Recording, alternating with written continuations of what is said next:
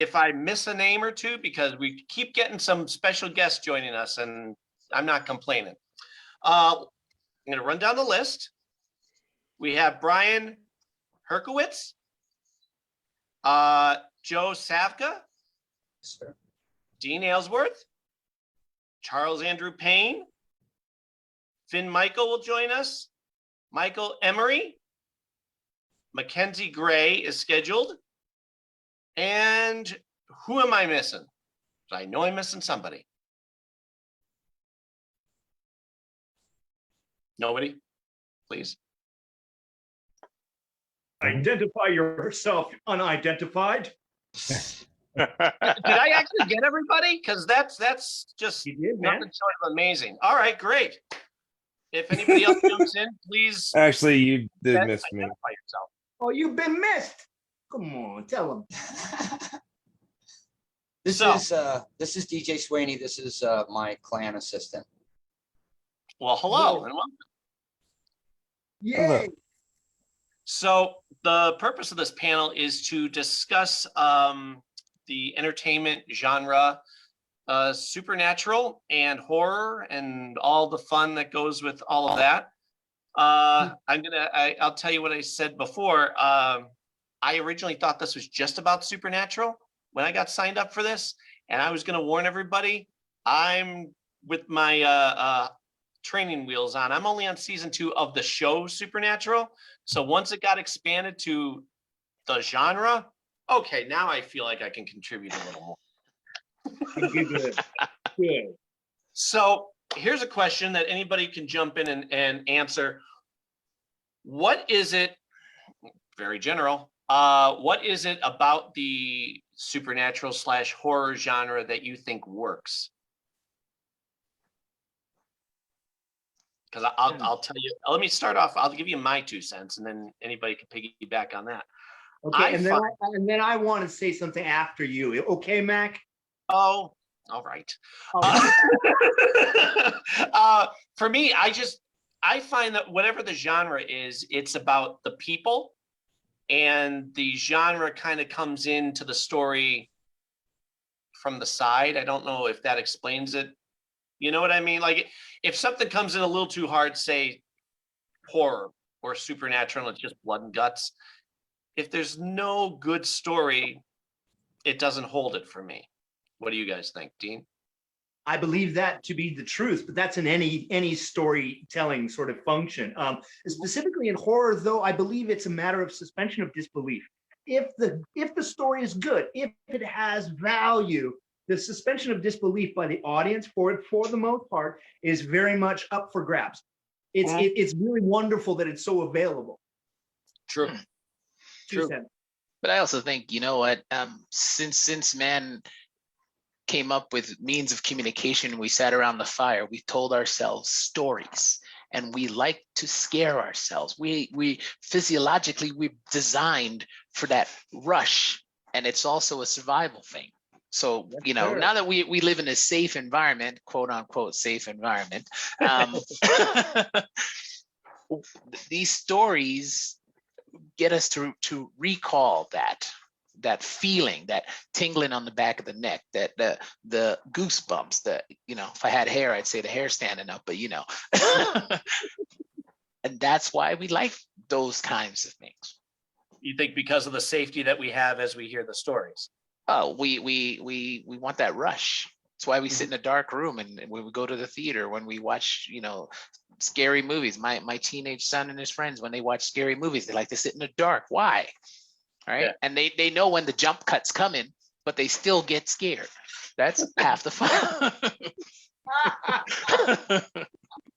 And That's you know true. who's gonna die, man. You know who's gonna be the first to die. Yeah, absolutely. And it's you make fun of it. Yeah. It's lovely. It's fun. What about you, Joe? I've always thought that there should have been more incorporation. Am I muted? I think I'm muted. No, we can hear you. Oh, okay. I always thought that there should have been a little bit more. There should have been a subgenre of horror that had to do with science fiction. much like they did with Jason X, Sure. Jason in Space, Friday the 13th in Space, or the Alien movie, the original Alien movie, and Predator. They were highly science fictionalized, but they were also had that jump scare that you were talking about. Even, I mean, everybody even knows the term. Nobody can hear you scream in space. I mean, Right. that Well, just goes James along with it. Cameron with Aliens as well scared the Mhm, heck out of exactly. me. I gotta say, you know, to give you the PG version. Brian, what are your views on it? Well, the horror genre, I think, you know, you've all kind of hit on it in different angles. There's that fight or flight mechanism that everybody has that's inherent. And I think that we love horror films the same reason that we love roller coasters, because we have this sensation of facing death and coming through on the other side. And the same thing is true when you watch any kind of horror story where you're working against insurmountable odds and a creature or a monster or a person that is evil that you overcome. And we get that same feeling, the same feeling of facing our fear and succeeding. And I think that's what I think that's one of the things that appeals to an audience when it comes to the horror. Do you guys like the more realistic horror or the supernatural, you know, Jason, Freddy Krueger type of villain? I'm for anything that's well done. So if the characters, yeah, you know, if the characters are fantastic, and you know, you can make a Hannibal Lecter as frightening as you can, you know, the alien from Aliens. So it's really more for me. It's about is it a good story? Is it well written? Do you have the ability to suspend your disbelief and really kind of enjoy the experience and the ride that you're on? Yeah. Yeah. You said it all. I agree wholeheartedly with that description of what it is. It's a roller coaster. It's a ride. It's an experience. You know what I mean? And as the storytellers, that's what we want our audience to have, is that experience. And that's the goal, certainly. And certainly as a collaborative, which film really is ultimately. I love the surprise when you're watching a horror movie and you didn't know you were watching a horror movie. You know what I mean? Like you start watching a great story and all of a sudden there's a twist somewhere and you go, oh, this is okay. You know, I've been the last couple of years, that's kind of been my go-to when I can find it. The problem is you don't know you're looking for it until you found it. So, you know. Always an issue. Yeah. Well, I do have to point out that Michael, who is there on your panel, actually has a movie that just come out in theaters this week, and it's a good horror film. And when you start watching it, it seems more like a psychological thriller, but kind of evolves over into a horror movie with a lot of, like, you know, twists and turns and stuff like that. And also, too, another great movie that he was in was called Room 9, and he actually worked with Kane Hodder, who played Jason Voorhees in Jason X. Mhm. Wow. So tell us about that, Michael. Please. Oh yeah.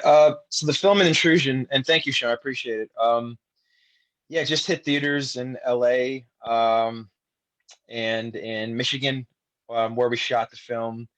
And yeah, it starts off like a kind of like a home invasion movie, but then it turns into a pretty horrific horror film. And then it transitions into a drama. So it has quite a bit of different genres that kind of develop over the whole course of the film and the whole course of the story, written and directed by the amazing Nicholas Holland.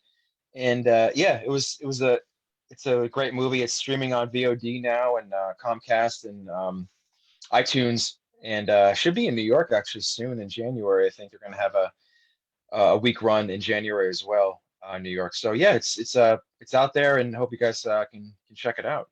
What's the name of it? It's called An Intrusion. An Intrusion. All right. Well, that sounds like something I'm going to love.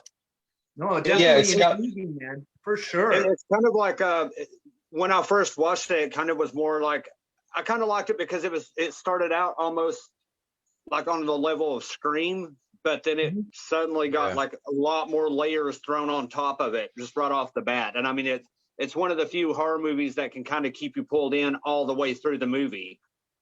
Yeah, the There's- lasagna. there's a layer. cool- Yeah, there's a cool twist at the end of the film too. It's like a nice little M. Night Shyamalan twist, which is pretty fun. So yeah, I hope you guys like it. Yeah. I guarantee it. I can't wait now. You got me all pumped. Cool. I pitched it good. Oh, it sounds like a great story. It really does, and I Yeah. think that's just the other thing is that these stories are mature stories for a mature audience. You know what I mean? And to treat them in any other way other than intelligent and with respect and dignity doesn't do us any justice. You know what I mean? So great on you and the storytellers and doing that, because that freaking rocks. You know what I mean? Once again, a little PG fuckingness there. Whoops. Thank you, Dean. that juxtaposition right there, that's interesting.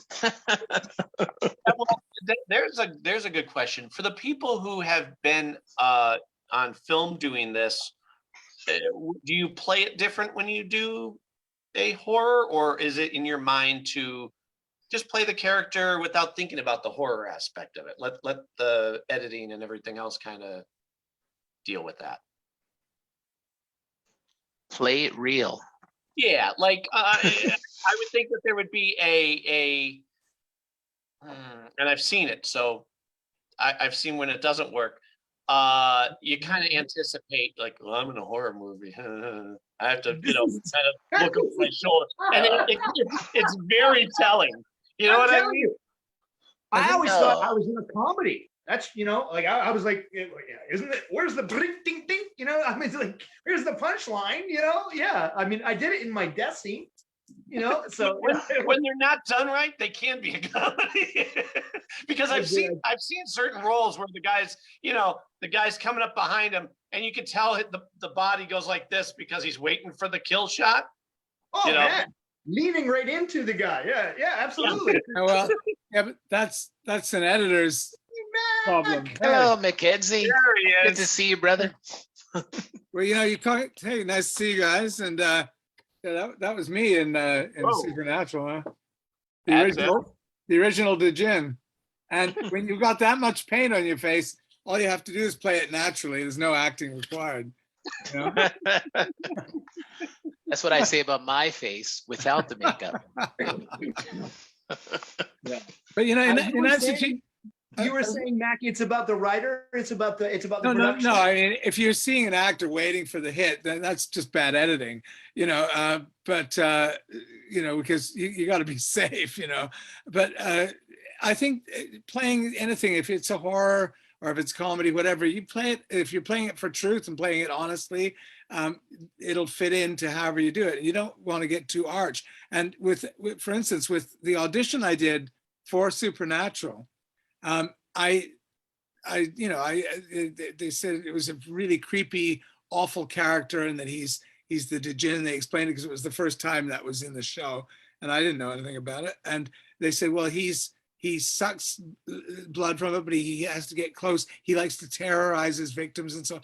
And so I thought, okay. So I asked if the reader could come close to me for the reading, because he's doing all that stuff where he's drinking the blood and so on. And I knew her. And she said, okay, whatever you want. I said, can I just go with it? And she said, okay. So I took her hair and I was actually sucking her hair and like trying to drink the blood. And I was doing this and freaking her out completely. But, within, it was all safe and, wasn't inappropriate. But the casting directors were sitting there like this. And the director said, yeah, I think that's exactly what we need, because other people weren't going for it. And I think you have to, if you're, in a role like that, you just have to put yourself aside and be whatever it demands. Mhm. Right? Kenzie Gray giving a master class and owning the room for the audition. Well, I thought I should, Again, I I know should that have taken the reader to lunch. Yeah, exactly, right. But I know that I'm very agreeable. But when it comes to that specifically, the casting of Supernatural, it was exactly that got me the role. The same thing was the commitment to the character in its realism. You know what I mean? As best you could do it in the room, right there. Mine was the Hanged Man, and I basically hung myself in the room, and I was committed to it. Mhm. They were concerned for me. Yeah, it was good. And Mac, Yeah. just to address your statement there, I'll tell you, between Mackenzie and Dean and Charles, I'm sure will agree with me. They're always in character. I've run around with Dean in the streets of Vancouver at 4 o'clock in the morning, and he's always in character. Always. Yeah, yeah. Good character, I'd say. I would hope. I actually heard a story. Someone told me that they played a part in a movie and they didn't know that it was a horror until the end because I guess the casting director didn't tell them that that was the twist at the end. So they were they played it and were happy with their performance, but they didn't know what the plot really was. They just knew their lines. And they're in the theater seeing their film for the first time. And then the twist came in. Oh, everything makes sense now. It's called. You should read the whole script actually when you. Right? I was amazed at that because I'm like, was it the casting guys? Did he already know that he was going to have problems with the actor? Was that like a trick, or was that just like his way of doing things? Like you only get your lines. You don't get to see the whole script. The only time I've been in a, technique, wasn't it? Yeah, Elia Kazan introduced that. Yes, to all film directing. Yes, no, I don't think so. no, I think I've only once or twice been in something where I didn't get the whole script because it was NDA'd and secret. But and that's very rare. But you have to, and you got to ask what's going on, But when we did Legion, Noah Hawley, every script we got the day we started it, and you don't ask a lot of questions, but sometimes you go, okay, what's going on here? Like, what am I doing here? And he'd say, well, you're doing this and this, and he'd be very simple about, don't overcomplicate it, just be in the moment. But when we did Man of Steel, I was one of the supporting leads, so I got a full script. But most of the cast didn't. Most of the day players and stuff, they got their scenes and that was it. Was it? Yeah, I've had occasions where Mackenzie, I've had occasions where I'm like you, support and lead. I got the whole script, but on the day of, they're rewriting, and I've got reams and reams of dialogue that I've memorized the night before. My poor wife has helped me, and then I show up on the day, and they're like, "Oh, wait." And I look at the call sheet, and it says unscripted scene 1, unscripted scene 2, unscripted scene 3, and then the rest of the stuff that I memorized. They threw in 3 new scenes, and I had to memorize them and do them on the day. Yeah, I hate that. How do you deal with that? I just did Nancy Drew, and they wrote I had 6 pages, and most of it was a monologue, me doing a lot of exposition and answering questions. And so I learned it, and then we go to the first read through, and they give us a new script, and it's been rewritten. So then I learned it that night, and that was a Wednesday. And then Thursday, they sent a new script at the end of the day that was completely rewritten. It was better writing, but it was completely rewritten, but with enough things in it that your brain starts, did I say this already? Am I getting rid of it? Whatever. And then on the day, I got a new script when I went to set. And, oh, yes. And so I learned it. I busted my chops and learned it. And I hadn't been on set for a year and a bit. I don't know if you guys know, but in November last year, I lost my leg. I had a right leg amputation, and I've been off and not working. Yeah. And COVID and everything else, and isolated. Mac, you've been through fucking hell. Yeah, it's been a journey, but anyway, it was my first gig back, and you, of course, nervous about being back and whatever. And so we did the blocking rehearsal, and I was word perfect. And they're all, oh man, there's a pro, there it is. And then once we got rolling, I was deer in the headlights. It was like, I wasn't hopeless, but it was not my finest shining hour.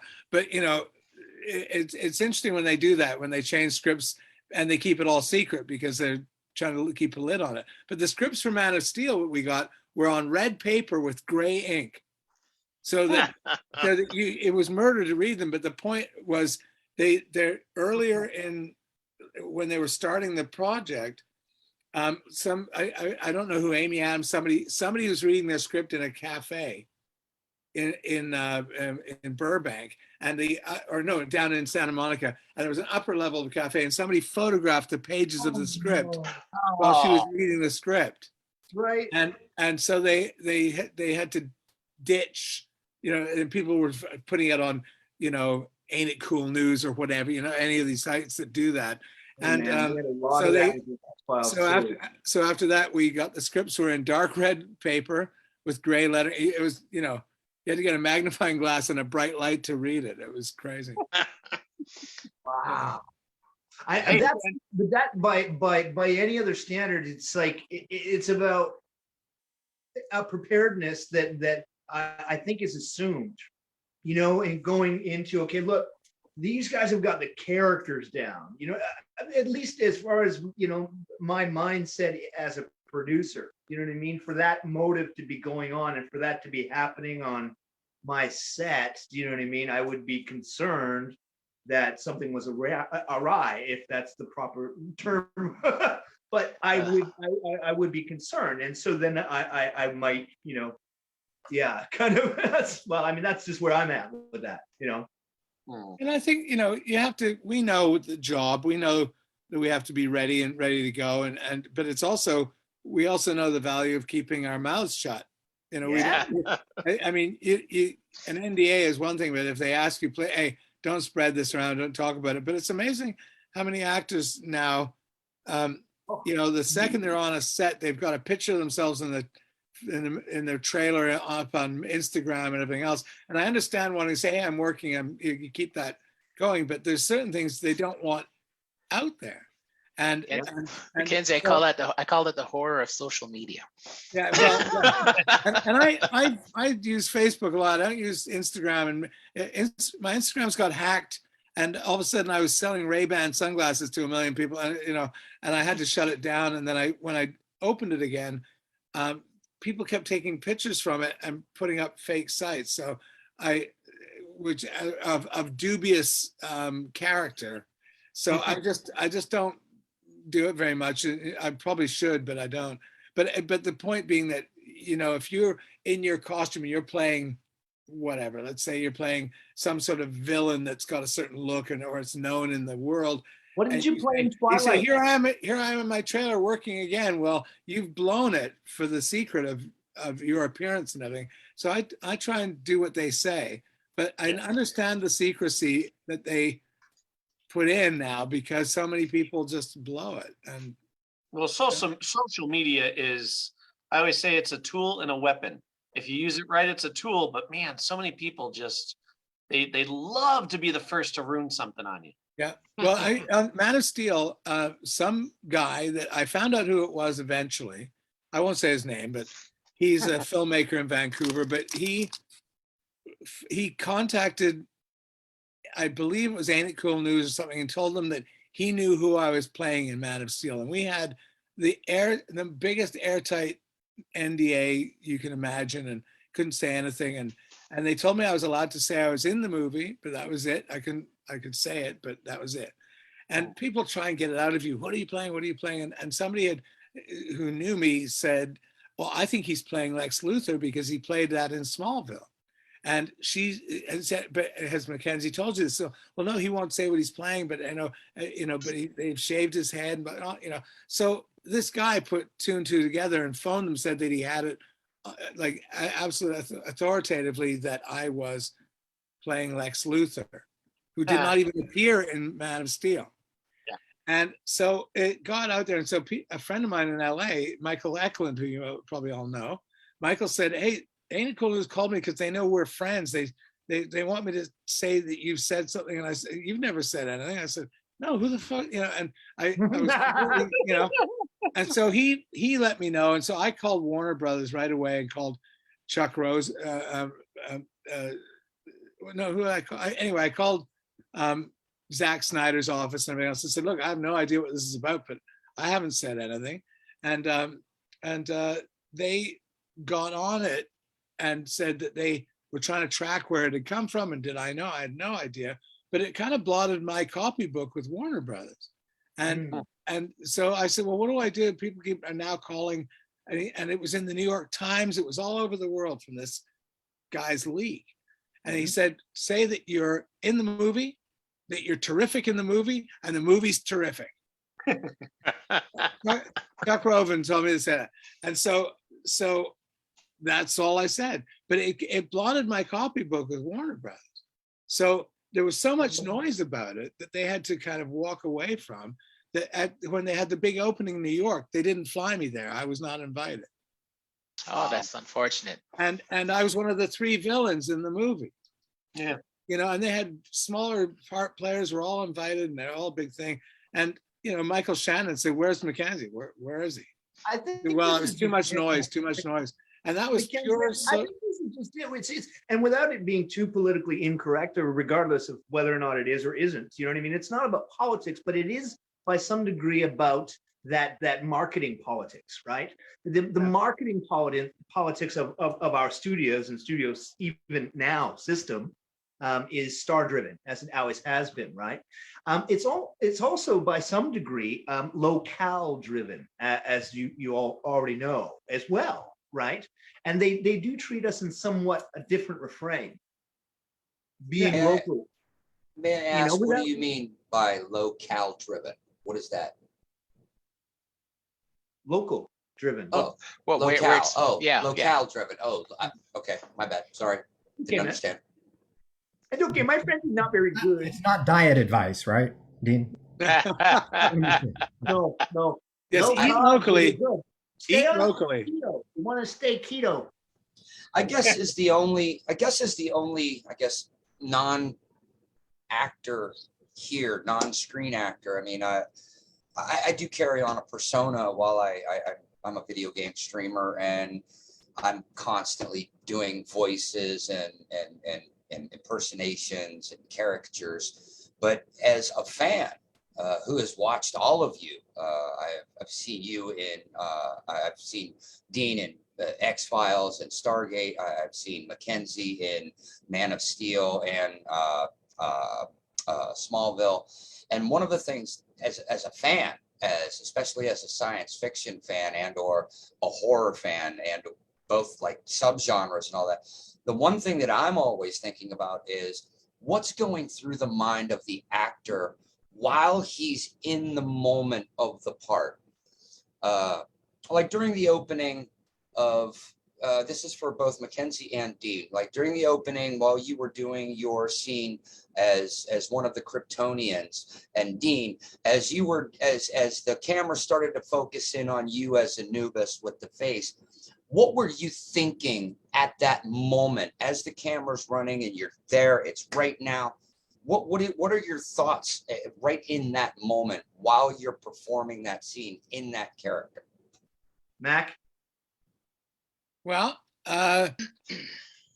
there's so many things that go through your mind. First of all, you know, where's the camera? Where are you staying? Are you on your mark? Is it, you know, where are the people you're talking to? All the technical things are never not in your head. They're always there. And in terms of a character, you know, in Man of Steel, Zach asked me to speak with a German accent. And when I worked with an accent coach, even though I could do one, and I had done one in the audition, they wanted it to be a very specific certain thing, and they wanted it done a certain sound to go with Antitrao and so on. So the first time you have lines or you have something to do there, you want all of that to be in the right place. You don't want to mess up. And, you know, and if you think that on a big movie like this, $300 million or whatever it was, 250, every take is $10,000. So you don't want to mess up. You know, you want to be on your game and be as comfortable as you can. And so you've got to be super aware of everything that's being said to you, because it's a massive set, and they had 27 cameras getting a circular thing for any CGI they had to do. And it was handheld 35 millimeter camera with John Clothier being the cameraman. And so there's just all these things going around. You've got to really keep your head on straight and remember who your character is. So in the first day, when it's the first time you're establishing that, you've got a lot of choices to make because they don't really go back and redo stuff, right? And you don't necessarily get a lot of takes, if you're They Russell were Crowe, never you get a lot of necessary. takes, but Your takes are amazing. You gotta know that. Come on, every time you do something, you just kill it. well, thanks, man. But Legion, man, I am such a fan. Oh man. I wanted to ask, we haven't heard from Finn, who I know joined us. where's Finn? Ben Michael. Yeah, Yes. you there? Yeah, can you hear me? Yes, I can. Oh, okay. How are you, buddy? I'm all right. I'm finding this fascinating listening to everyone. I I know. don't- I wanted to make sure I got to ask you some questions too. All right. Well, I don't know if I have much I can add to this because I never worked on Supernatural. I worked a little bit on X-Files, and Right. then I was a Stargater after that. Yeah. Do you have a favorite type of horror or supernatural type film, genre? I really liked X-Files. I really got sucked into that. Yeah. Truth. I remember when everybody wanted to have an X-Files credit on their resume. That Yeah. was the hot thing.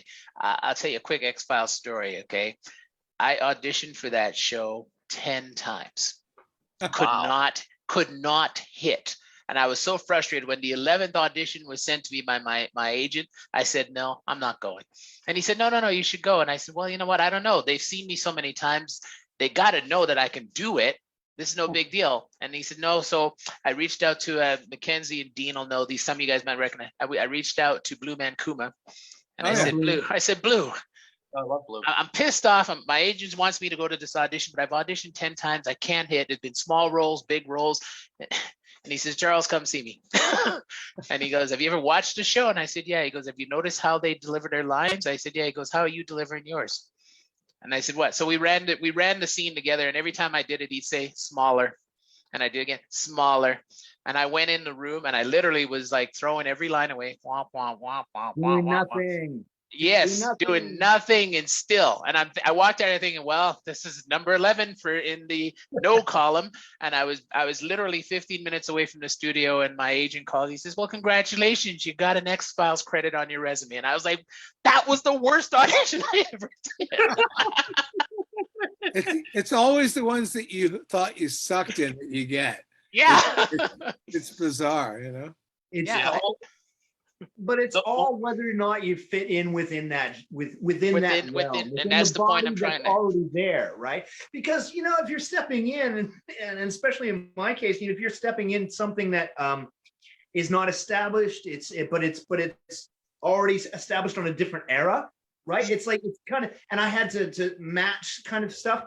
But I was never told that I was going to be the father of, or any of those things. I was told to read these lines and pretend you're reading a note, and that's all I did. And I did it just like you said, as small as I could possibly do. You know what I mean? Without, and just threw everything away. I think I even smiled. You know what I mean? It was like, yeah. And so, and that's exactly what they wanted. And even until the day I was there on set, I never really knew what.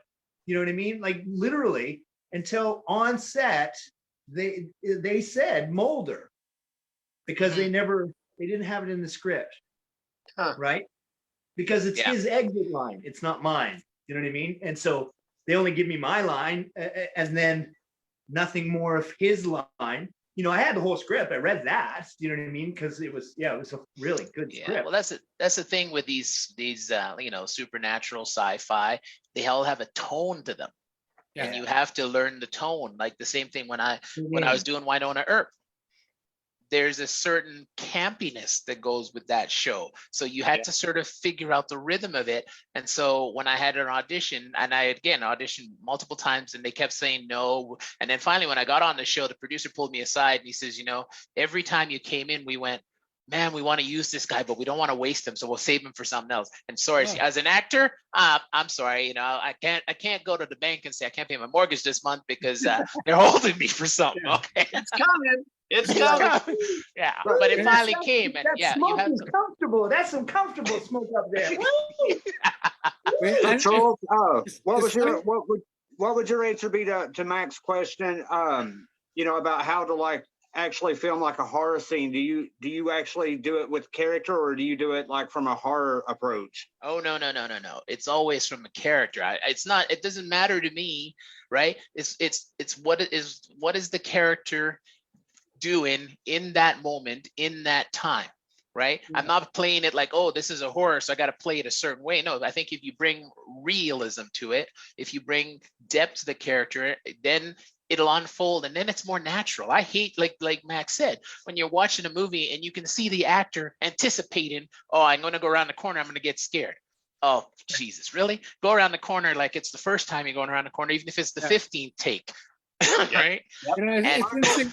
It's interesting what you were talking about the tone of Wynonna Earp, is that you do have to know the tone of the show, especially if it's campy. And Yes. certainly you can make the mistake of trying to be too camp, and it's too much. And they have different things. But I did a little piece. I didn't audition for it. I was given it. It was a role in a film that Jem Gerard was making, and I was to play a 1930s Dracula. For that's seen on a TV screen afterwards. And of course, silent era Dracula. And so, it was fun to like really be big eyes and do all that stuff, like really campy and, sucking the teeth and so on. But, you would never do that on a modern vampire thing, really. But maybe Right, on yeah. Buffy, which was very campy, you would have done. And Yes. other ones you'd be straight. So you do adjust your acting to the tone of the show to a point. But generally, it's about being straight and honest and just being in the moment. Riverdale was something that you did. I Yeah. did sort of a horror kind of thing on Riverdale. You exactly that. When you mentioned this tone and this fitting in of that, and you know what I mean, it was very much tonal for Yeah, me. and I was in the second episode, and it was a refilmed double pilot, and because they'd filmed it 3 or 4 times and threw it out and recast. Wow. And I'd been cast originally as the sheriff, but then I got Legion, and Legion wouldn't let me do 2 at the same time because they owned me. And so then they were going to make it me Principal Weatherby, but it was the same thing. So they made me the coroner, so I could pop in and out here and there, and then they develop a story if they wanted to. And I had no idea of the tone because it was brand new. And so I just played it. I played it straight, but they thought that I was too not too arch, but they thought that I was too articulate, and they wanted me to Educated. to tone them down a bit. But it had all this medical, I'm playing the coroner, had all this medical stuff, and they said, well, you're taking money from her, right? And I said, yeah. And he said, so put that in. And I said, he said, well, the fact that you can be bought, like this, think of that. So I just took the voice down a little lower, and I kind of took pauses, and I stopped at one point and looked over to her and put the hand out for the envelope, which, she's supposed to hand it to him subtly, but I kind of put it out there, and they like that. So, you find ways to make it work. But when you're on the first show and it's the first thing they're doing, you don't always know what the tone is. Right. So you have to, yeah. And meanwhile, Supernatural had been going for a couple of seasons when I came on, but I was the first kind of super freak character. I mean, we go back to the image there, like, hello. What about the glowing hand photograph? Have you got that one as well, Matt? I sent that to you and Ona. I don't. It's on my phone. I don't have it. Oh, okay. But Very cool. it's my eyes glowed blue. So there was a Ooh. blue and then some weird thing. I mean, I didn't even know my eyes were going to glow blue. They just said, we need you to stare for a second and don't move your head and whatever it was. But I had great fun. I have to say, great fun on that show with Jensen and Jared. They were delightful to work with. They said it's the contacts in your eyes, man. I had to do that. I did a short film called Alone with the Devil, and I played the devil. Oh yeah. And I didn't know until the day of that. Oh, there we go. Oh, there you go. Look Nice. at you finding the picture. Lovely. Good screen sharing. Excellent. And the CW logo as well. Well done, sir. You want to sign a few of those, please? Hey, guys, If I knew how, I would. I hate to be the one Thanks, to Mackenzie, bring in for the sharing bad. it. I hate to be the one to bring the bad news because as you guys know, I could listen to you guys forever. We have to wrap it up. Apparently, there's another panel at Okay. 10 minutes. So Well, Ben, we have to I'm sorry, mention Sean would know the details. We have the Kickstarter going. Sean? Actually, I think Marcia's got the Kickstarter information. It should be going We right have now. hi, this is Anna. We have the Kickstarter going right now. We also have Eventbrite as well that you can buy tickets on.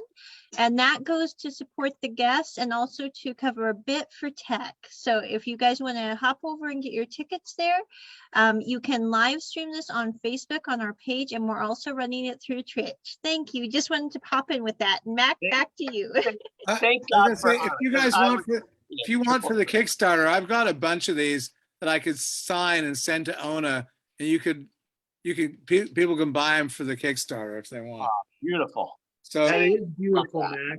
send me Thank you, send me Matt. some details, and I'll sign them and I'll send them off to you.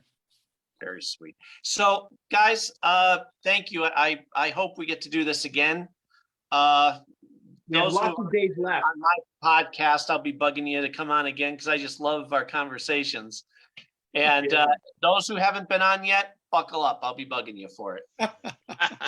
It is a good time. It is a good time, Mac. Mac. It is a good time. Let's- And thank you for having me on. Charles, I haven't seen you in so long. My God. Dude, I moved to Alberta. That's why. Well, And I can go from Alberta to Toronto to work, but for whatever reason, Vancouver just won't bring me back. well, It's there's- that whole there's- tax crap. Oh yeah, it's all, We'll it's all talk crazy. offline. I know.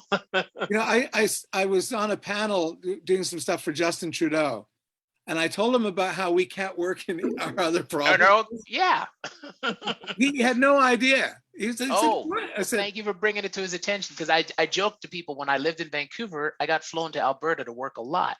yeah. And now I live in Alberta, and it's not happening in the other direction, but I can go to Toronto. Well, I hope you get on Billy the Kid soon. Oh, yes. That's all, dude. That's about the only show in Alberta that I haven't done.